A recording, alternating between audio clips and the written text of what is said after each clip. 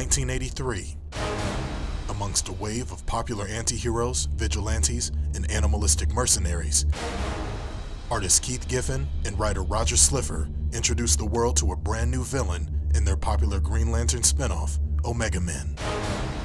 That interstellar bounty hunter was named Lobo.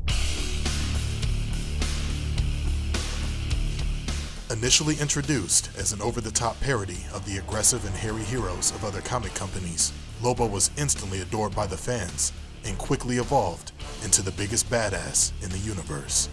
Leaving behind his purple and orange spandex, Lobo adopted the style and attitude of a typical American biker gang thug, frequently sporting a leather vest and boots over his ghostly white skin. When you got Lobo on your team, who needs Superman? Traveling the universe on his galaxy-hopping space hog, Lobo often leaves a trail of bodies in his wake. His aggressive demeanor and penchant for violence spans all the way back to his homeworld, where he single-handedly obliterated all of his kind in one genocidal swoop.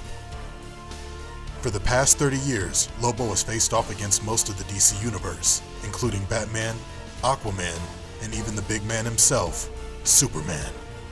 Say it. I can't hear you. With superhuman strength and near invulnerability, Lobo was a deadly force to be reckoned with. After hell rejected him and heaven couldn't handle him, Lobo was permanently banished from the afterlife, making him fearless of death. Lobo was also an expert in multiple forms of armed and unarmed combat, keeping his favorite weapon, a large chain with a devastatingly large hook at the end of it, always at arm's length. Today, as a Zarnian slaver, Lobo is still on the hunt for the next great bounty. But will the heroes and villains working under Superman's regime allow Lobo to wreak havoc on Earth, now that all crime has been abolished?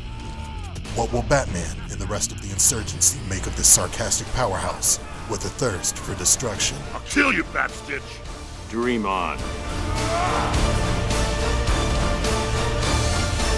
Find out as Lobo enters the fight, only in Injustice, Gods Among Us.